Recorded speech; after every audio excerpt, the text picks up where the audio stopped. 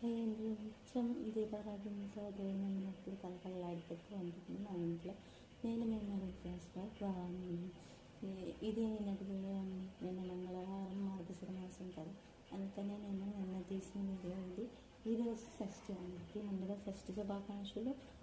నేను మాత్రం నిన్న ఈరోజు వీడియో మాత్రం పెట్టలేదండి, ఎందుకంటే కోల్డ్ కాఫ్ ఉండవల్ల నా వాయిస్ వింటుంటేనే మీకు అర్థమైపోయి ఉంటుంది వాటికి కోల్డ్ కాఫ్తో ఉందని, అలాగే ఫీవర్ కూడా ఉందని. అందుకే నేను వీడియో తీసి పెట్టలేదు.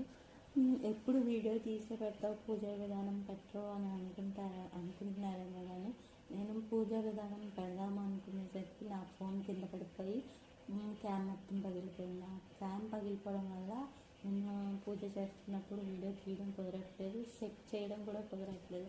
అందుకే పూజ అంతా అయిన తర్వాత ఫ్రంట్ క్యామ్ పెట్టుకొని కంటిన్యూగా వీడియో తీయాల్సి వస్తుంది.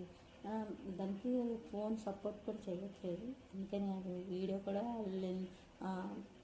పెట్టడం కుదరట్లేదండి, రెగ్యులర్గా పెట్టడం కుదరట్లేదు. అందుకే కొంచెం లేట్ అవుతుంది, డిలే అవుతుంది. ఇలాగే ఫోన్ బాగైనంత వరకు ఇలాగే డిలే అవుతాయండి.